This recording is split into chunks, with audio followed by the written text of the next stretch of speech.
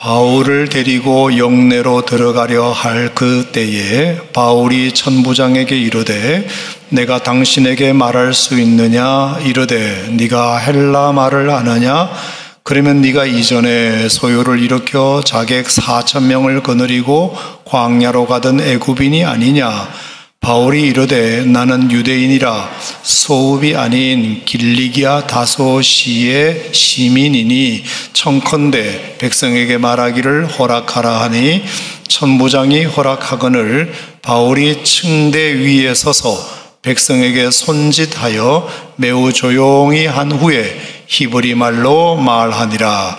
부형들아, 내가 지금 여러분 앞에서 변명하는 말을 들으라. 그들이 그가 히브리 말로 말함을 듣고 더욱 조용한지라. 이어 이르되 나는 유대인으로 길리기아 다소에서 났고 이 성에서 자라 가말리엘의 문화에서 우리 조상들의 율법에 엄한 교훈을 받았고 오늘 너희 모든 사람처럼 하나님께 대하여 열심히 있는 자라. 내가 이 돌을 박해하여 사람을 죽이기까지 하고 남녀를 결박하여 옥에 넘겼노니 이에 대제사장과 모든 장로들이 내 증인이라.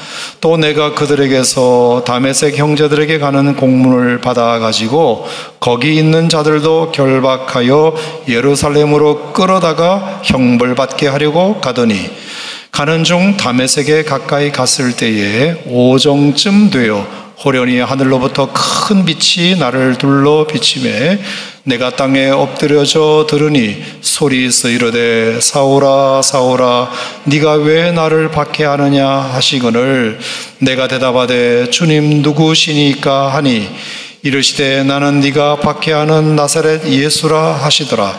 나와 함께 있는 사람들이 빛은 보면서도 나에게 말씀하신 이의 소리는 듣지 못하더라. 내가 이르되 주님 무엇을 하리이까?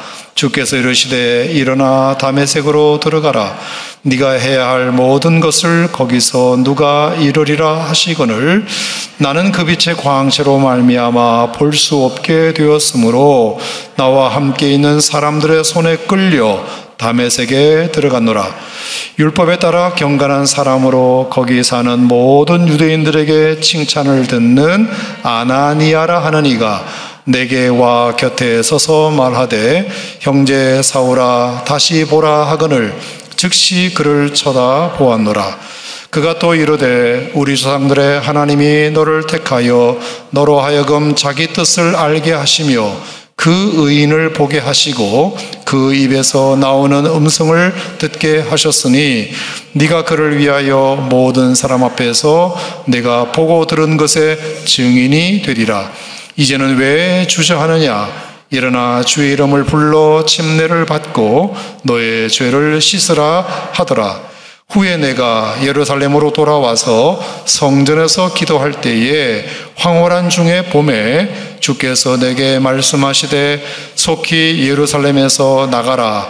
그들은 네가 내게 대하여 증언하는 말을 듣지 아니하리라 하시거늘 내가 말하기를 주님 내가 주를 믿는 사람들을 가두고 또 각 회당에서 때리고 또 주의 증인 스데반이 피를 흘릴 때에 내가 곁에 서서 찬성하고 그 죽이는 사람들의 옷을 지킨 줄 그들도 아나이다. 나더러 또 이르시되 떠나가라. 내가 너를 멀리 이방인에게로 보내리라 하셨느니라. 아멘. 읽으시느라 수고 많이 하셨습니다. 자, 오늘은 바울의 간증이란 제목으로 말씀을 나누겠습니다. 바울의 간증.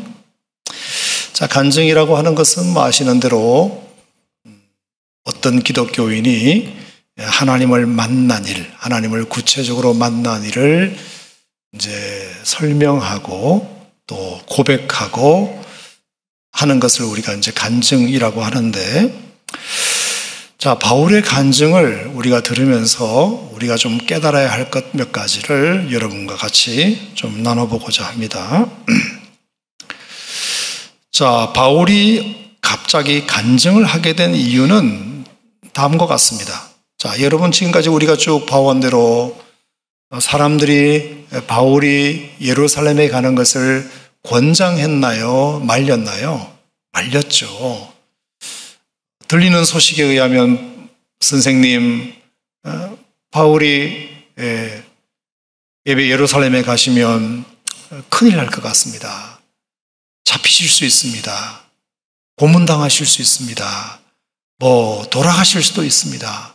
위험하십니다. 그래서 정말로 많은 사람들이 예루살렘에 바울이 가고자 하는 그 걸음을 뜯어 말렸습니다. 자, 그럼에도 불구하고 바울은 나는 가야 되겠다. 나는 가야 되겠다. 죽기를 각오하고라도 가야 되겠다. 이렇게 얘기하고 온 거잖아요.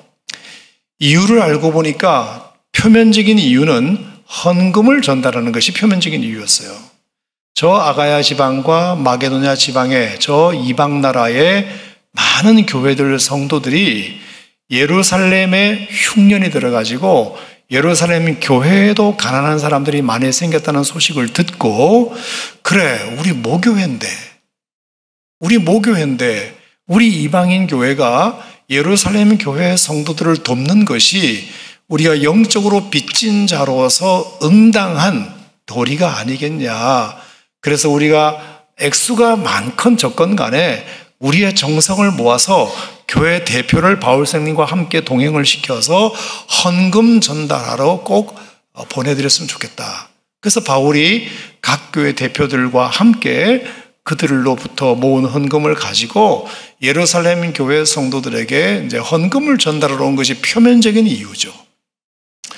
하지만 진짜 이유, 그 이면의 이유는 다른 데 있습니다. 그건 뭐냐 하면 여전히 예루살렘 교회 성도들은 모두가 100% 유대인입니다. 유대인. 모세율법으로부터 오랫동안 전통을 지켜온 유대인인데 예수님만 살짝 믿었을 뿐이에요. 하지만 그들의 피는 여전히 유대인이고 예수를 믿어도 모세율법을 절대로 폐기할 수 없다. 할례도 받아야 된다. 이런 견고한 주장을 버리지 않고 있는 사람들이었습니다. 그러니까 이런 사람들에게 할례 받지 않는 이방인들의 헌금을 갖다 줌으로 말미암아 이제는 우리의 복음의 영역이 유대인들에게만 국한될 것이 아니라 할례라는 어떤 족쇄를 통해서 이방인들이 예수 믿고 우리 공동체에 들어오는 것을 할례라는 족쇄로 방해할 것이 아니라 사실은 할례가 우리 유대인들의 전통이긴 하나 그것은 우리가 구약의 율법에서는 통하는 것이지만 그리스도 안에서는 할례가 구원의 조건이 아니다. 꼭 할례를 받지 않아도 예수 믿고 구원받는데 아무 문제가 없다. 그러니까 이방인들이 할례 받지 않아도 예수 믿는 사람으로 우리의 형제로 인정해 주시오. 이렇게 헌금까지 가지고 오지 않았어. 형제가 아니면 그들이 왜 헌금을 거둬주겠어? 그들도 우리를 형제라고 생각하고 영적인 빚을 졌다고 생각하는 마음으로 저 이방인들도 당신들은 이방인을 뭐처럼 취급했지만 그래도 예수님께서 부활하고 승천하시면서 우리에게 부탁하신 말씀이 있지 않소? 오직 성령이 너에게 임하시면 너희가 권능을 받아서 예루살렘뿐만 아니라 온 유대와 사마리아와 땅끝까지 이르러 증인이 되리라. 주님이 그렇게 예언하고 가셨으니까 이제 예루살렘, 유대인 이들만 우리의 형제, 우리 식구 이렇게 생각하지 말고 저기 이방인들도 예수 믿는 것이 분명하다면 우리의 형제로 좀 받아줬으면 좋겠어. 그래서 헌금도 갖고 왔으니까 이걸로 좀 마음 풀고 우리 그들을 좀 형제로 받아줍시다. 그게 진짜 나의 소원이요. 그래서 바울은 이방인들에게 복음을 전해서 정말로 이방인들은 예수 믿고 구원받는 기쁨이 넘쳤는데 여전히 예루살렘에 있는 골수 유대인들은 이 이방인들이 예수 믿는 것을 인정해 주지 않고 형제로 받아주지 않는 그 안타까움이 너무 컸기 때문에 그걸 좀 어떻게 해결해 주고 싶은 마음. 그래서 유대인이나 이 헬라인이나 이방인이나 하나 되고 싶은 마음, 하나 되게 하고 싶은 마음이 바울에게 너무 간절했기 때문에 사실은 이것을 하는 것이 내 마지막 사명이라고 생각하고 예루살렘에 온 겁니다. 온 거예요. 자, 여기까지 동의하시면 아멘. 자, 그래서 긴장 가운데 왔어요. 그러니까 이제 야고보가 담임 목사님이셨고, 이제 거기 장로님들이 이렇게 쭉 계셨는데, 야고보와 장로님들은 그 바울의 마음을 어느 정도 이해한 것 같아요. 이해한 것 같습니다. 그래서 형제요, 이렇게 이제 말한 것도 보면 그렇습니다. 자, 그런데 야고보 입장에서는 걱정이 태산인 게, 나는 이해가 되는데 저 많은 유대인들이 다 이해할 수 있을까? 너무 이 파격적인 바울의 언행에 사람들은 거부감을 일으키지 않을까라고 생각해서 바울에게 미안하지만 하나 부탁할게. 마침 우리 유대인 교인 성도 중에 4명의 성도가 서원을 했는데 그 서원이 돈이 없어서 다 갚지를 못하고 있다. 그러니까 당신이 돈을 들여가지고 그 4명의 서원을 대신 할 수 있도록 당신이 좀 돈을 대줄 수 있냐. 그리고 그들의 남은 결례를 당신도 똑같이 하면서 그것을 한번 해주면 그래도 우리 골수 유대인 성도들이 바울이 생각보다 그래도 영 이방인은 아니네, 우리도 좀 인정해주고 있네 라고 하면 접점을 찾을 수 있지 않겠느냐라고 이제 타협점을 제시한 겁니다. 바울이 그걸 할까 말까 망설였지만 야고보 목사님이 그렇게 원하니까 알겠습니다. 그래서 일주일 동안 자기 돈 들여가지고 그 4명의 결례를 행해야 되지만 가난해서 못했던 사람들의 비용을 대고, 그리고 그 남은 결례를 자기도 따라하고 머리도 깎고 이런 시간을 보내게 됩니다. 자, 그러면 이제 분위기가 좋아졌잖아. 이제 분위기가 좋아졌어요. 근데 갑자기 누가 나타났다?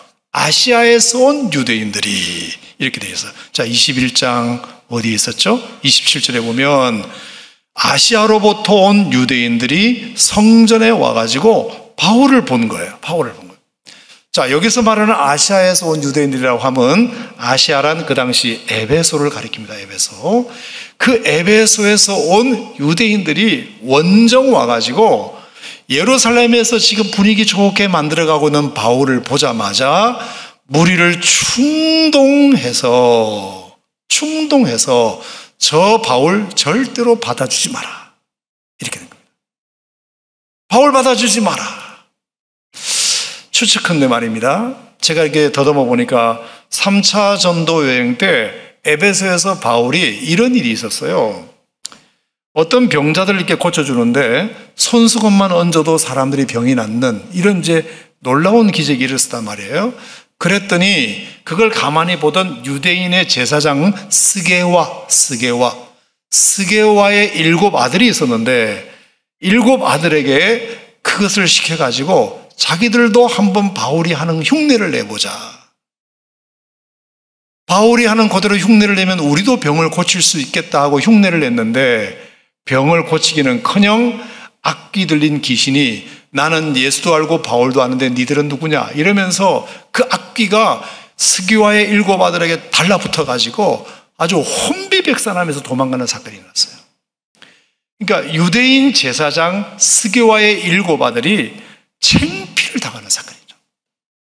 자, 그 일로 말미암아 에베소에 있는 많은 이방인들은 주 예수 그리스도의 능력을 찬양하고 마술을 행하는 사람들도 마술책을 다 불살라버릴 정도로 엄청난 변화가 있었는데 그것을 꽁 하고 지켜보는 사람이 있었으니 바로 스게와였습니다.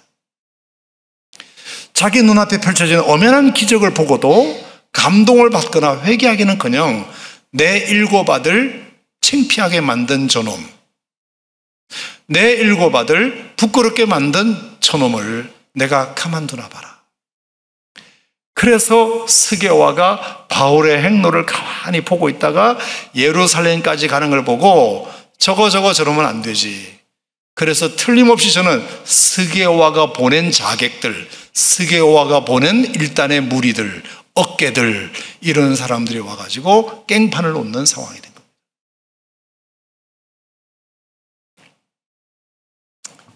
그 충동에 넘어갑니다. 여러분, 그러니까 이 스게와가 보낸 1년의 원정대들은 그들을 어떻게 충동을 했을까요? 어떻게? 자, 저 바울이 아무리 말하는 것이 은혜롭고 사실이어도 유대인, 우리는 민족, 우리는 오랫동안 지켜온 유대인의 전통이 있지 않냐? 전통이 있지 않냐? 어떻게 이 전통을 한 방에 무너뜨리냐? 그래서 신앙보다 신념이 더 중요한 것을 내세워서 그 충동에 결국은 넘어가 버리게 됩니다. 특히 아마 제 생각에는 이것을 강조했지 않았을까 싶습니다. 자, 여러분, 유대인들은 예수님을 십자가에 못 박은 민족들이에요. 예수가 하나님의 아들이라는 것을 신성모독이라고 몰아붙여가지고 예수를 십자가에 못 박은 사람들이 유대인입니다. 근데 바울이 지금 예수를 전하고 있잖아요. 예수가 하나님의 아들이라고 전하고 있잖아. 근데 그것을 유대인들이 받아들이게 되면 자기 부정이 되는 거예요. 자기 부정. 분명히 얼마 전까지만 해도 예수를 십자가에 못 박은 민족인데 그 예수를 하나님의 아들로 받아들이라고? 그럼 우리가 뭐가 되는 거야? 우리의 잘못을 스스로 인정하는 거잖아. 그러니까 그들의 자존심에 절대로 그게 용납이 안 되는 겁니다. 용납이 안 돼. 자기 부정을 해야 되니까.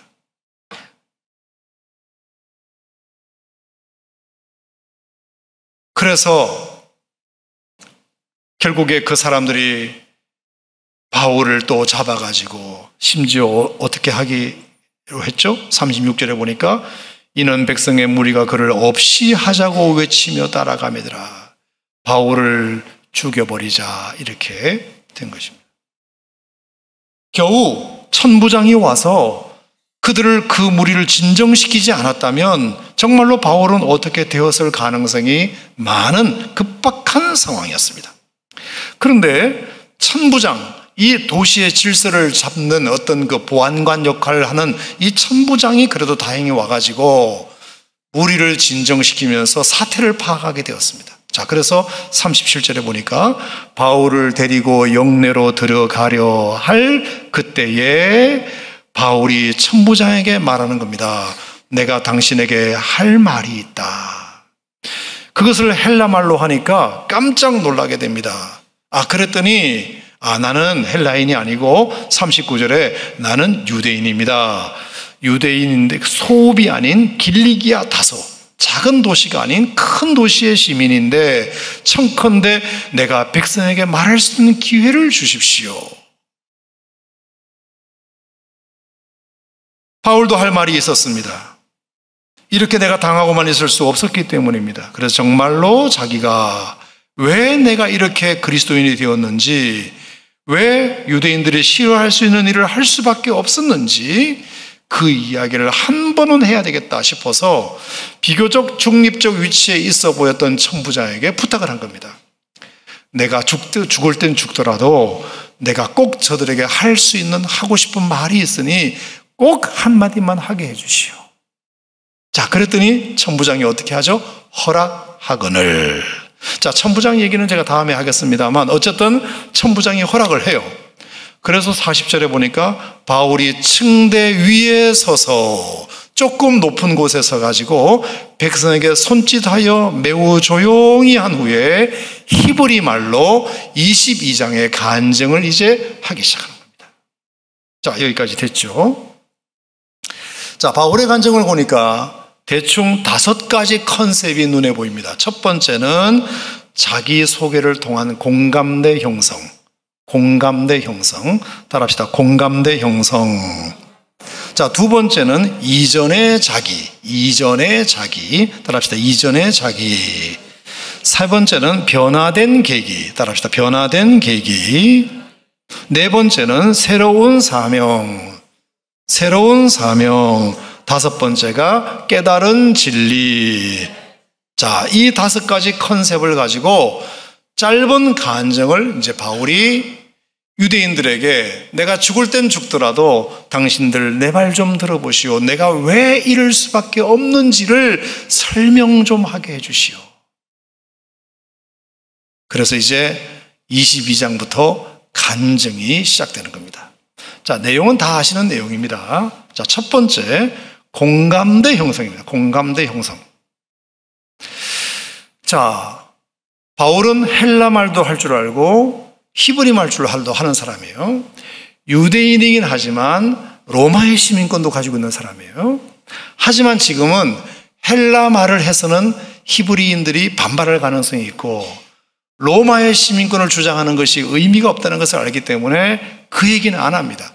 그래서 백부장에게는 헬라 말을 했지만 자기 유대인들에게는 히브리 말로 하는 겁니다. 자, 그래서 40절에 보니까 히브리 말로 말하니라. 자, 22장 2절에도 보니까 그가 히브리 말로 말함을 듣고 그랬더니 사람들이 조용해졌습니다. 히브리 말을 너무 잘하는 겁니다. 한국 사람이 한국말을 너무 잘하는 건 당연하잖아요. 저 사람 외국인인 줄 알았는데 한국말을 잘하니까 사람들이 솔깃해서 듣는 거죠.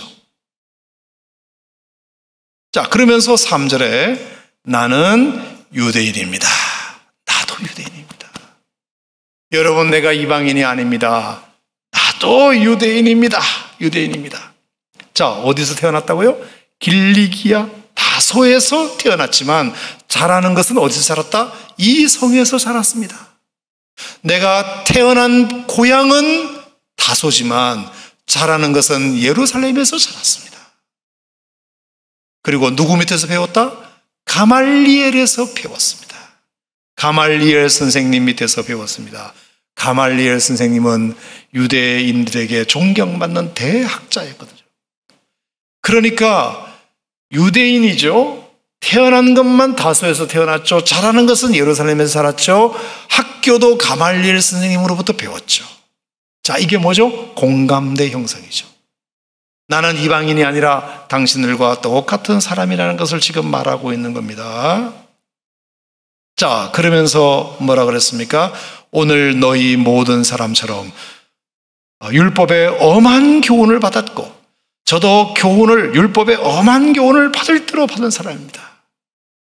그러면서 여러분들처럼 하나님께 대하여 열심도 있었습니다. 열심도 있었습니다. 자, 이게 뭐죠? 공감대 형성. 자, 청중들과 청자와 화자가 같은 공감대를 형성해야 사람들이 열리고 귀가 열리고 마음이 열리기 때문이죠. 공감대 형성. 자, 그렇게 하니까 사람들이 솔깃해서 이제 바울의 말을 듣는 거예요. 자, 두 번째 뭐라 그랬죠? 컨셉이 이전의 자기. 내가 옛날에 어떤 사람이었는지를 설명하는 겁니다. 자, 22장 4절 보겠습니다. 내가 이 도를 박해하여, 이 도를, 지금 내가 믿고 있는 그리스도의 진리, 이 예수 믿는 이 진리를 박해하여 사람을 죽이기까지 했다. 내가 이전에 어떤 사람이었느냐 하면은 나도 예수 믿는 사람들을 박해하여 사람들을 죽이기까지 하고 남녀를 결박하여 옥에 넘겼고, 그리고 5절에 대제사장과 모든 장로들이 내 증인이다. 여기 있는 대제사장들과 모든 장로들이 내가 옛날에 어떤 사람인지 다 안다. 다 안다. 내가 얼마나 예수 믿는 사람들을 잡아가두고 핍박하고 죽이기까지 했는지 다 이분들이 증인이다. 선생님, 그렇지 않습니까? 내가 옛날에 어떤 사람이었는지 선생님들도 기억하시지 않습니까? 이렇게 된 거죠. 그러니까 고개를 끄덕끄덕 했겠죠. 자, 공감대 형성을 통해서 이전에 자기가 어떤지를 충분히 설명한 다음에, 자, 지금부터가 중요해요. 세 번째가 뭐라 그랬죠? 변화된 계기. 그랬던 내가 왜 이렇게 되었는지를 설명드리겠습니다. 자, 그러면서 5절의 중간에 보니까 내가 그들에게서 다메섹 형제들에게 가는 공문을 받아가지고 다메섹에 있는 예수 믿는 사람들에게 갈 수 있는 공문을 받아가지고 거기 예수쟁이들도 결박하여 예루살렘으로 끌어다가 형벌받게 하려고 가고 있었습니다. 자, 사도행전 9장에 나오는 여러분이 잘 아시는 스토리를 그대로 지금 설명하는 겁니다. 자, 6절. 가는 중에 다메섹에 가까이 갔을 때에 시간은 언제다? 오정쯤 돼요. 낮 12시쯤 돼요. 호련히 하늘로부터 큰 빛이 나를 둘러 비치기 시작했습니다. 낮 12시에 그 장렬하는 태양보다 더 강렬한 태양빛이 호련히 나를 둘러 비치기 시작해서 제가 순간적으로 엎드려졌습니다.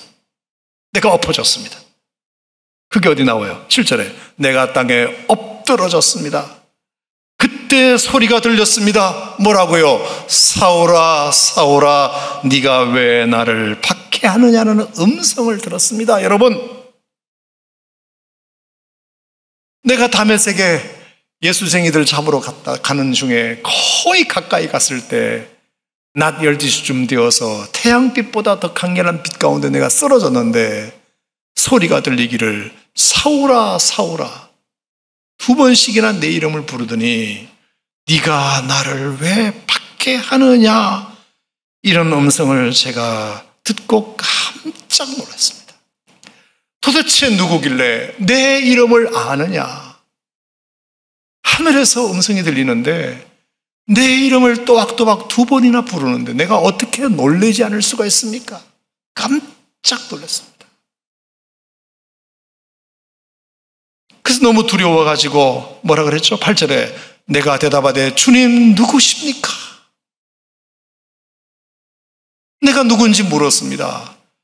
그랬더니 나는 네가 박해하는 나사렛 예수다, 이렇게 말씀하셨습니다. 사울아 사울아, 알지도 못하는 그 음성을 통해서 내 이름을 2번씩이나 부르는데 깜짝 놀랐고, 강렬한 빛 가운데 눈이 어두워져서 쓰러졌고, 그 음성을 듣는 것도 놀라운데 내가 누구냐고 물었더니 세상에 그분이 하시는 말씀이 네가 박해하는 예수라고 말합니다. 예수. 여러분, 이것이 바울에게는 엄청난 충격이 됩니다. 충격. 자, 여러분, 바울은 예수님을 만난 적이 있나요, 없나요? 한 번이라도 만난 적이 있나요, 없나요? 없어요. 바울은 예수님을 박해한 적이 없어요. 정확하게 말하면 바울은 예수 믿는 사람들을 박해한 거지 예수님을 박해한 적은 없어요. 예수님 십자가에 못 박을 때 바울은 없었어요. 예수님에게 침을 뱉어봤나요? 예수님을 채찍질을 해봤나요? 예수님에게 못을 박아봤나요? 예수님에게 욕을 해봤나요? 바울은 그런 적이 없어요. 예수 믿는 사람들을 혼냈을 뿐이에요. 근데 예수님이 뭐라 그랬죠?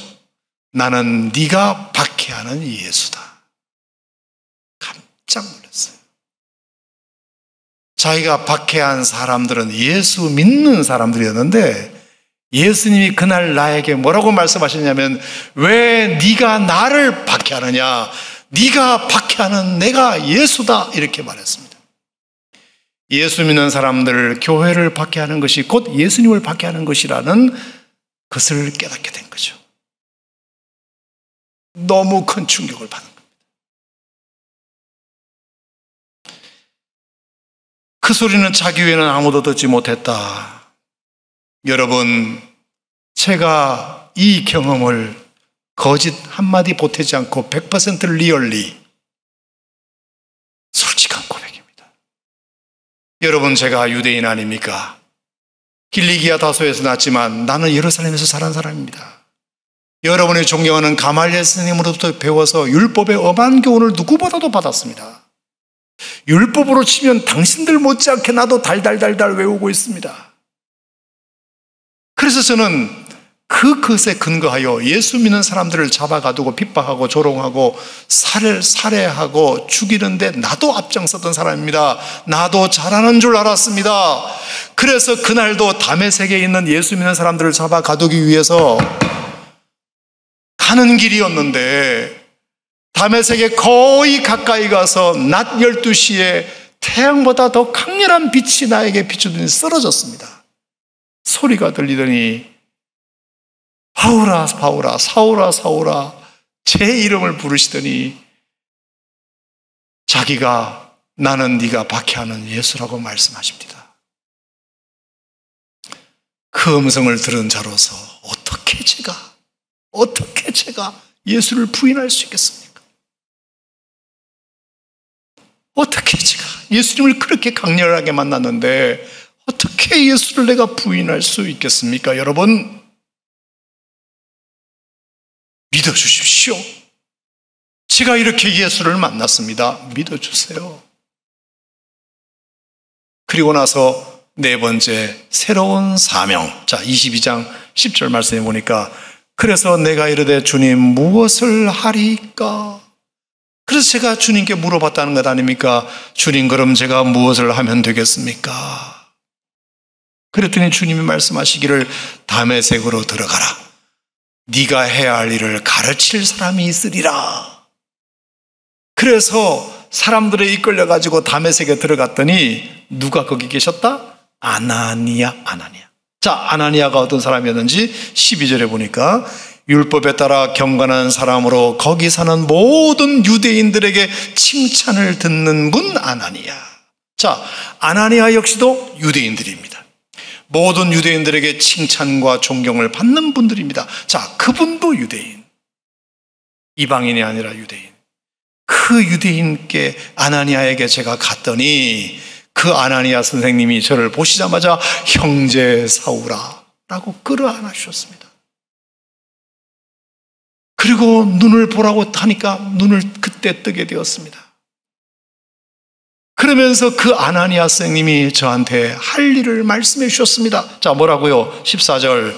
우리 조상들의 하나님이 너를 택하여 너로 하여금 자기 뜻을 알게 하시며 그 의인을 보게 하시고, 우리 조상들의 하나님이 너를 택하여 너로 하여금 자기 뜻을 알게 하시며 그 의인을, 자, 의인을, 이 말은 예수님을, 너에게 예수님을 보여주시고 그 예수님의 입에서 나오는 음성을 듣게 하셨으니, 할렐루야, 할렐루야. 15절에 네가 그를 위하여 모든 사람 앞에서 보고 들은 것에 대하여 증인이 되리라. 아나니아 선생님이 저한테 말씀하시기를 하나님이 너를 택해서 너로 하여금 예수님을 보게 하셨다. 그리고 그 예수님을 본 것뿐만 아니라 예수님의 음성도 듣게 하셨으니 이제 네가 보고 들은 그 예수님을 증언하는 증인이 되는 사명을 하나님이 너에게 맡기셨다. 자, 16절. 이제는 왜 주저하느냐? 왜 주저하느냐? 당장 가거라. 그래서 일어나 주의 이름을 불러 침례받고 너의 죄 씻음을 받으라. 그래서 침례받고 죄 사함을 얻게 되고, 자, 그래서 하나님께서 이제 나를 예수님을 전하는 사명자로 하나님이 나를 세우셨기 때문에 17절 후에 내가 예루살렘으로 돌아와서 제일 먼저 나는 예루살렘에 가서 이 복음을 전해야 되겠다라고 생각하고 다메섹에서 얼른 예루살렘으로 왔습니다. 그래서 성전에서 기도할 때에 성전에서 기도하고 있었습니다. 그랬더니 황홀한 중에, 자, 18절 같이 읽겠습니다. 시작. 봄에 주께서 내게 말씀하시되 속히 예루살렘에서 나가라.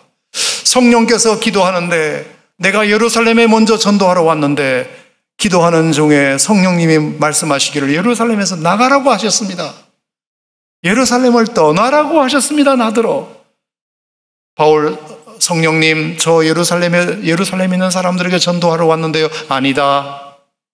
예루살렘에서 전도하지 말고 나가라. 그렇게 말씀하셨습니다. 자, 왜? 이유가 뭐냐? 18절. 그들은 네가 내게 대하여 증언하는 말을 듣지 아니할 테니까. 예루살렘 사람들은 죽어도 안 들을 거야. 네가 말하는 설교를 절대로 안 들을 거야. 그러니까 시간 낭비하지 말고 예루살렘에서 나가라. 그랬더니 바울이 말하기를 성령님 이상한데요. 자, 19절. 내가 말하기를 주님, 내가 주를 믿는 사람들을 가두고 회당에서 때리고 주의 증인 스데반이 피 흘릴 때 제가 곁에 서서 찬성하고 그 죽이는 사람들의 옷을 지킨 사람들도 그 사람이라는 것을 그들도 아는데요. 제가 옛날에 어떤 사람이 있는지 이 사람들이 누구보다도 잘 아는데요. 이런 내가 이렇게 변해서 복음을 전하면 예루살렘들이 더 잘 믿지 않겠습니까? 이렇게 된 거죠. 그랬더니 성령님이 아니란 게. 그래서 21절 나더러 또 이르시되 떠나가라. 내가 너를 멀리 이방인에게로 보내리라. 유대인들에게 얘기해봐야 그들은 귀를 막고 듣지 않을 테니 차라리 너를 이방인들에게로 보내겠다. 그래서 저는 성령님의 음성을 듣고 지금까지 1차 전도행, 2차 전도행, 3차 전도행을 통해서 정말로 목숨의 위협도 여러 가지가 있었지만 제가 이렇게 죽을 동 살동 온 지방을 다니면서 복음을 전하여 예수 믿는 사람들을 저 터키 지방과 저 그리스 지방에 복음을 전하는 수많은 사람들이 생기게 된 겁니다. 여러분, 제가 하고 싶어서 한 게 아니고 주님이 나를 만나주셔서 아나니아에게 갔더니 아나니아가 나보고 복음을 전하는 전도자로 세우셨기에 제가 제일 먼저 예루살렘에 와서 안 그래도 복음을 전하려고 했는데 성령님이 나타나가지고 예루살렘에서 떠나라. 아유, 왜 제가 떠나야 합니까? 그러니까 예루살렘 사람들은 네 말을 안 들을 거다. 그래서 나는 너를 이방인에게 보내오라. 그래서 제가 이방인에게 가서 복음을 전했을 뿐이지 제가 유대인들이 싫어서 떠난 것도 아니고 제가 유대인들을 무시해서도 아니고 저는 주님의 말씀을 따라 순종하면서 여기까지 왔습니다. 자, 여기까지 다 이해가 되시면 아멘 한번 해보세요. 네, 제가 확인을 좀 해봐야 되겠습니다. 자, 바울의 말이 맞잖아요. 그죠? 충분히 설명을 했어요. 충분히. 알아듣기 쉽게. 공감대 형성. 이전의 자기. 변화된 계기. 새로운 사명. 그러면 이제 유대인들이 어떻게 해야 되죠? 아이고, 우리가 잘못했네. 당신이 그런 줄 몰랐네. 당신이 뭐 하고 싶어서 한 것도 아니고 성령님의 인도를 따라 성령님의 음성에 반응하여 순종하기 위해서 이렇게 수고했구나.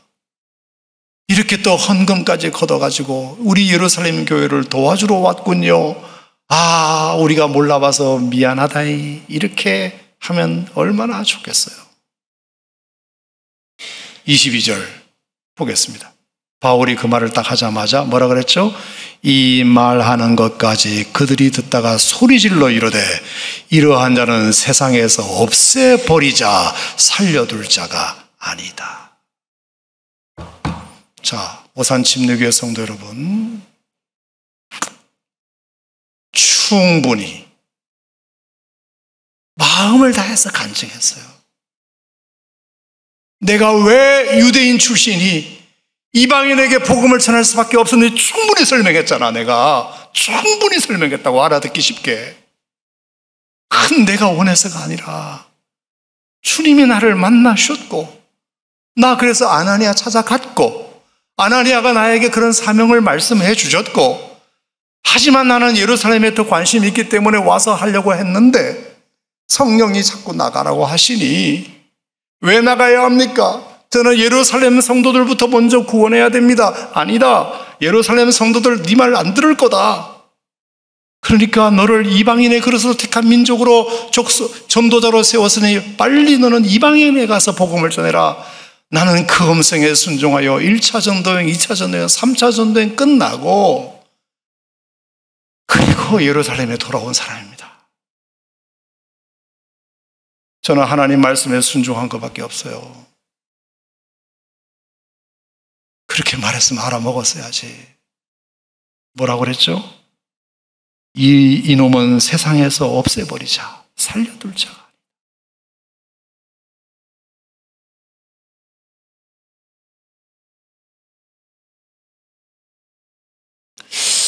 저는 참 사람이 생각을 바꾼다는 게 참 어려운 것 같아요. 그렇게 설명을 했는데 그렇게 납득시킬 만큼 알아듣게 말했는데 못 알아들어요. 자기 생각을 바꾸질 않아. 너무 안타까워요. 진짜로 안타까워요.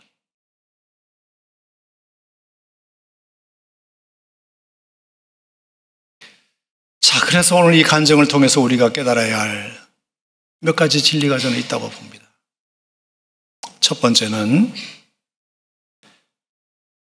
바울이 말한 것 중에 나는 내가 잘하는 줄만 알았다. 내가 잘못한다고는 생각해 본 적이 없다. 그게 이전의 자기 모습이잖아요. 나는 율법으로 흠이 없는 사람이고 가말리엘 문화에서 배웠고 나는 하나님한테 열심히 있는 사람이었기 때문에 저 예수쟁이들 잡아 죽이는 것이 내가 하나님을 위한 것이라고 생각했던 사람이다. 나는 추워도 그것이 잘못하는 거라고 생각해 본 적이 없다. 생각해 본 적이 없다. 그런데 다메섹 도상에서 사오라 사오라 그 강렬한 빛 가운데 나에게 만나오신 그 예수님을 만나고부터는 내가 이전에 살았던 삶이 얼마나 잘못되었는지를 깨달았다. 내가 정말로 죄인 중에 괴수구나. 내가 정말 잘못했구나. 이전에는 내가 그게 제일 잘하는 줄 알았다. 나만한 사람이 있으면 나와보라고 했다. 의인인 척 했다. 온갖 잘난 체력을 다 했다. 근데 내가 예수님 만나고 보니까 세상에 나만큼 죄인이 없더라.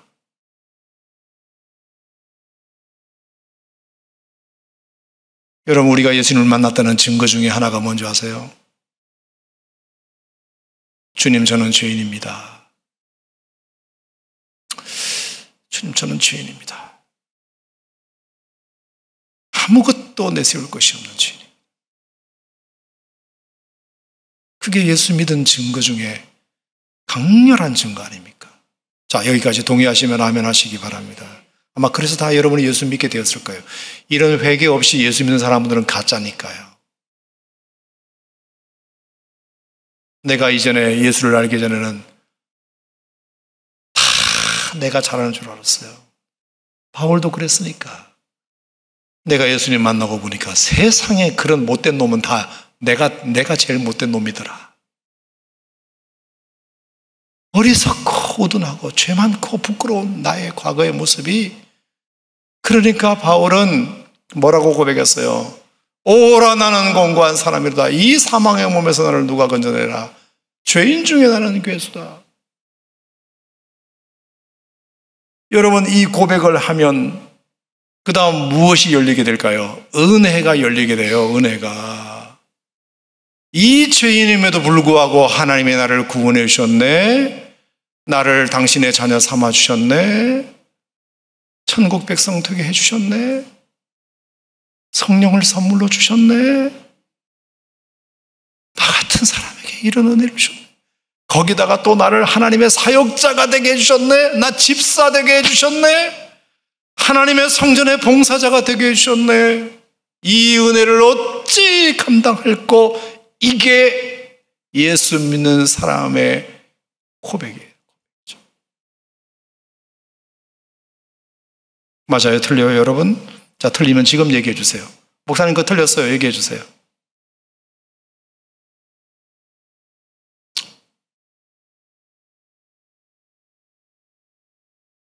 자격인 줄 알았는데. 그래서 바울은 자기가 옛날에 자랑으로 여겼던 모든 히브리인 중에 히브리인이고, 뭐 율법에는 흠이 없고, 뭐 가말리엘 문화생이고, 뭐 어쩌고 저쩌고 했던 모든 것들을 다 배설물로 여겨요. 예수를 아는 지식이 가장 고상하기 때문이죠. 그게 너무 귀하기 때문이죠. 저는 이 바울의 간증 속에 다른 건 다 잊어봐도 좋은데 한 가지 분명히 기억할 것은 바로 이 부분이에요. 진짜 바울은 예수 믿는 사람이 맞고 예수 만나는 것이 분명해요. 분명합니다. 그 전의 생각과 그 이후의 태도가 완전히 달라졌으니까.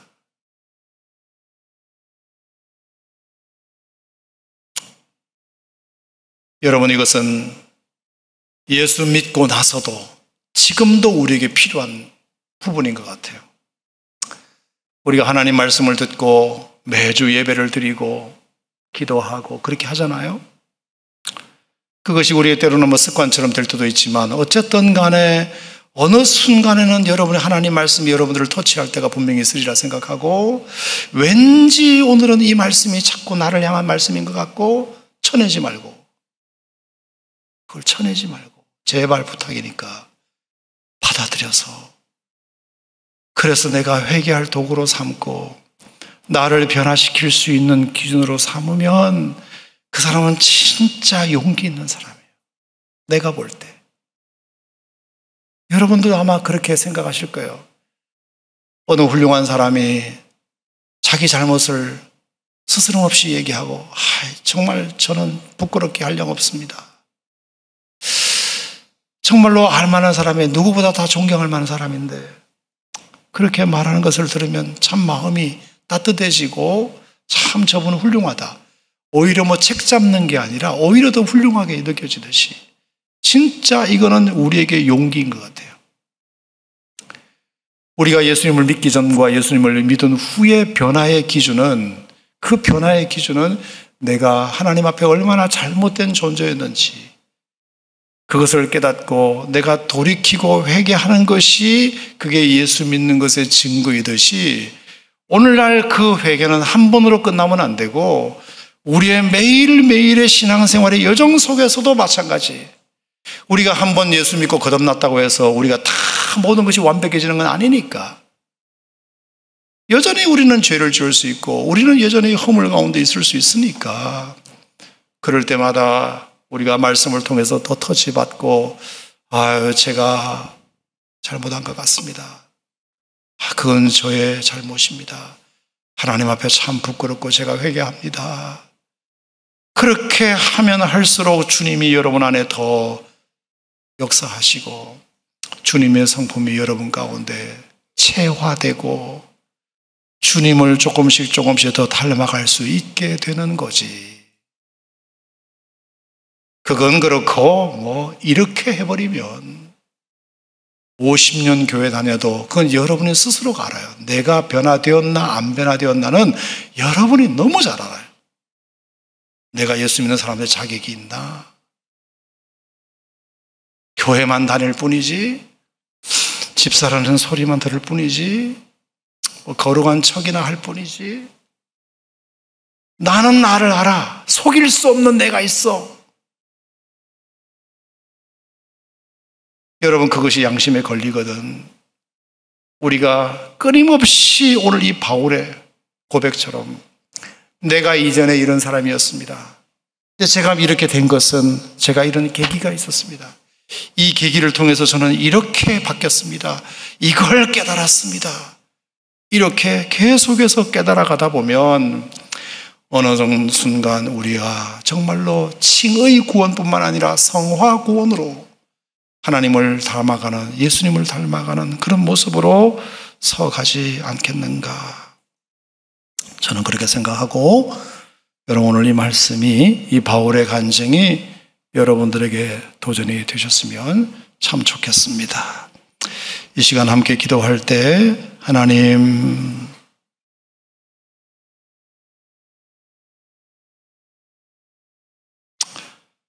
바울의 짧은 간증을 통해서 내가 잘하는 줄만 알았는데, 내가 잘못되었다고는 한 번도 생각 못했는데, 심지어 그것이 하나님을 위한 열심이라고 착각했는데 오히려 그것이 예수님을 박해하는 것이었고 하나님의 뜻을 거스르는 것이었음을 바울이 알고 깨닫고 용기 있게 그것을 고백했듯이, 주여 우리에게도 이런 고백이 있게 해주셔서 하나님 보시기에 부끄럽지 않도록 우리가 날마다 자기를 처복종시켜 주님 앞에 겸손히 나아갈 수 있도록 하나님이여 우리에게 은혜 주시옵소서. 은혜 주시옵소서. 그래서 다시 한번 우리가 나를 발견하고 주님 앞에 부끄럽지 않는 하나님의 사람으로 온전케 되는 하나님의 백성들이 되게 해 주시옵소서. 예수님 이름으로 기도합니다.